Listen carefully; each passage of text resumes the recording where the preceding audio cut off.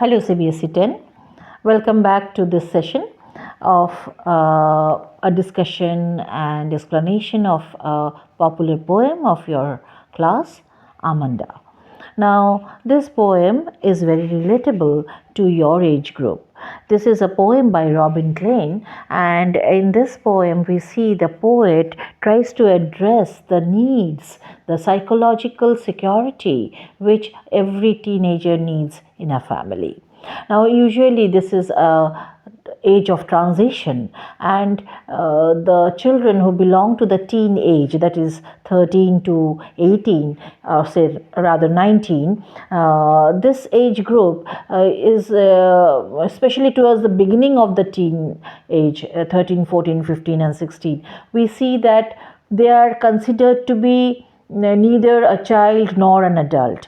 So they feel insecure in finding their position in the society. When they try to act like an adult, they are criticized. When they try to retain their childish qualities, then also they are criticized. They are judged by the society. So they are in a trance. They don't know what to do. They are confused, and on top of that, because of their nature of psychological nature at this stage, they are discovering things. So they are discovering things about their life. They are discovering things about their own physical state, their mental state. Everything is related to each other. But what happens is, mostly in many families, the adult world becomes kind of inconsiderate about them, and they fail to understand them totally. Perhaps they forget their own teenage,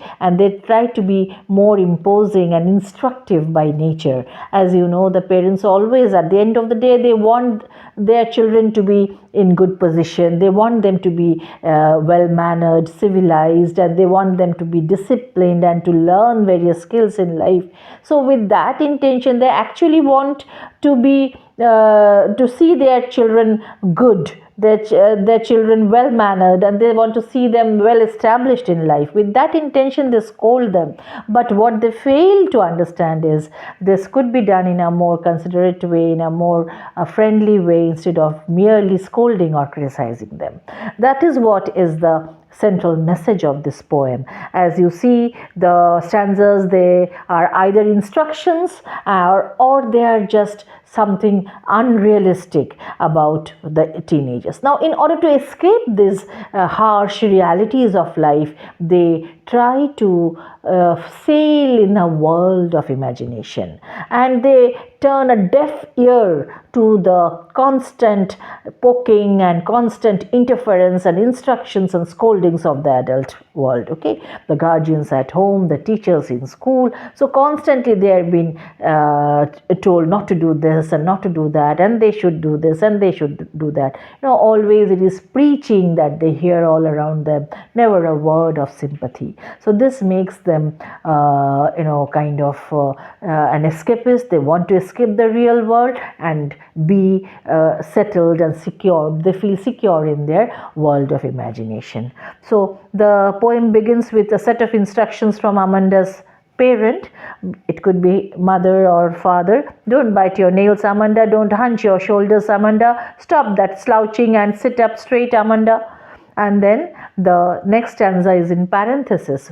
Whichever stanza is in parenthesis, this shows that it is away from reality, and it is the imaginative world which Amanda wants to live. And Amanda is representing the entire group of teenagers.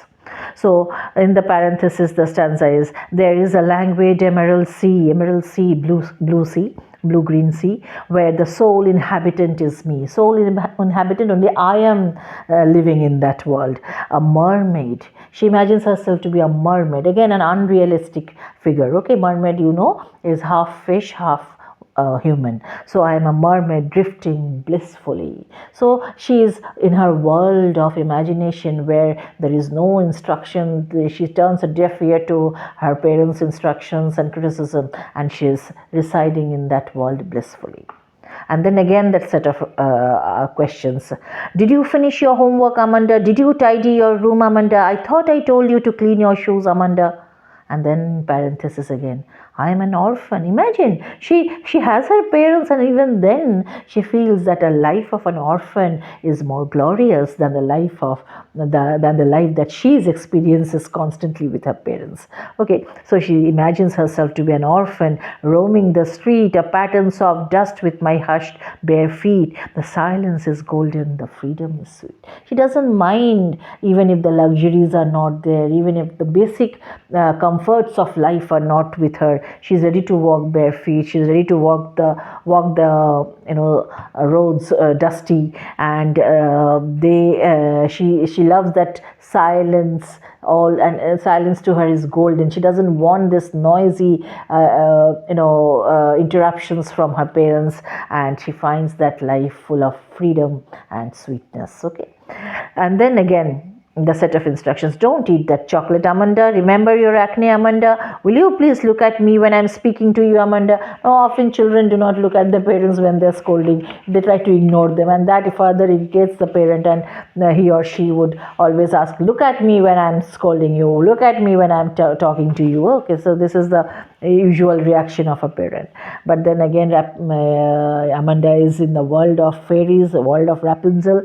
I am Rapunzel. She imagines herself to the princess. I have not a care. That means I have no worries at all. Life in a tower is tranquil and rare. Tranquil, full of peace. I'll certainly never let down my bright hair. But then she will not like Rapunzel, as Rapunzel had let down her long hair, and with the help of her long hair the prince had come up. She would not do that because she wants to be all alone. So I'll certainly never let down my bright hair. Then stop that sulking at once. Again, the contrasting instruction and criticism. Stop that sulking at once, Amanda. You're always so moody, Amanda. This is another feature of teenagers, that they have mood swings. Okay, so you're always so moody, Amanda. Anyone would think that I nagged at you, Amanda. Actually, she is nagging, but then she wants to make it clear that she or he, of course it could be a father also, not only the mothers, but mostly they are mothers.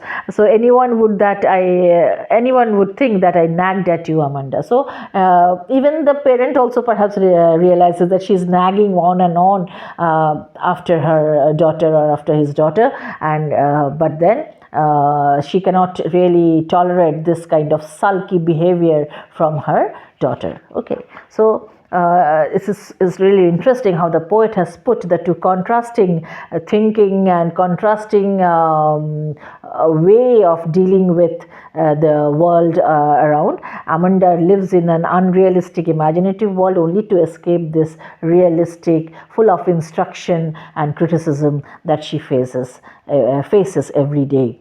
Okay, so she represents the teenager group, and the mother, of course, represents, or the parent, of course, represents the group of the parents of teenagers. Okay, so the message here is very clear that the teenagers are the most creative people in the whole world. So you should not be criticizing them too much. Of course, there should be a code of behavior or principal protocols for them, but that doesn't mean that 24/7 you should be after them and trying to mend their ways. They should be let to live their life all alone. Okay. So this is what the poem says.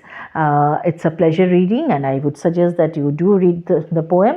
You would be able to relate your situations in life many a times here, okay, with this poem.